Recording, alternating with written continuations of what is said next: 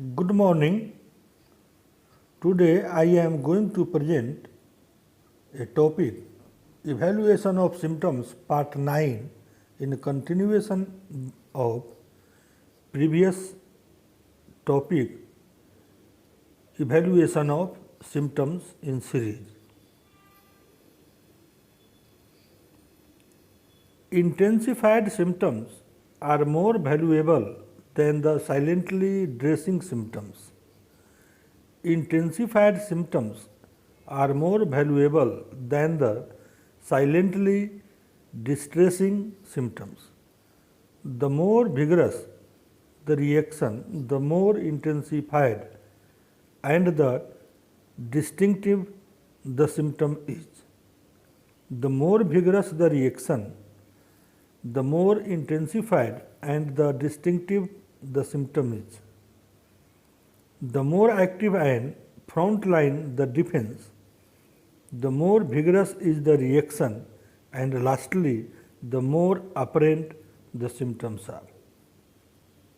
The more inactive and last line defense, the more sluggish or diminished in the reaction, and the more silent and distressing the symptoms are. It indicates the incidence and defense layer of the each symptoms. The more distressing, incomplete and obscure the symptoms are, the more the disease proceeds towards the scope of surgery. These may be regarded as the borderline case. A patient having sciatica pain has aggravation of symptoms from 6 pm to 7 pm sharply. In the rest of the time, the patient feels like a normal man. Medicine Hypersulp. A symptoms is intensified under two circumstances. It is either when the disease is circulating in the functional state of the system or organ concerned, or when the symptoms is the result of functional pathology, but arises as a result of organic pathology. Example is digestive upset with flatulence dyspepsia due to chronic cholecystitis before gallstone formation. Digestive upset with flatulent dyspepsia due to chronic cholecystitis before gallstone formation and the distressing pain of acute cholecystitis as a result of complete pathology of gallbladder. Both the symptoms are distressing and distinctive, but deserve no similar weight and attention. No similar weight and attention. In spite of proper homeopathic prescription, they both yield different results. That is, the latter can be only palliated and former can cure. So, a scope of palliation and cure in the same system, in the same complaint, on the basis of a stage of the manifestations or disease.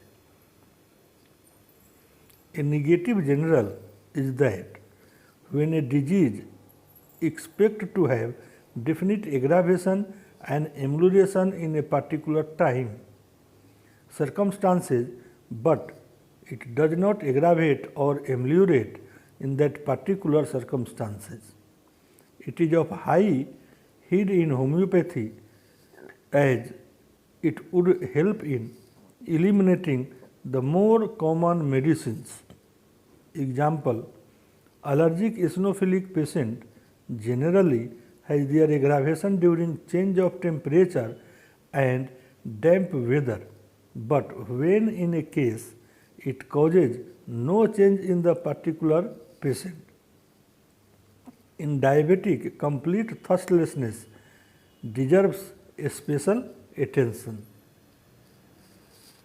Particular characteristics influence a particular organ or system, thereby having no direct influence over the body. Example: frequency in micturition aggravated during night, lycosulfurthuja. General characteristic influence the patient as a whole. Therefore, general characteristics are more valuable than the particular characteristics. Example: complaints aggravated at the approach of a storm, rhododendron phosphorus mercurius.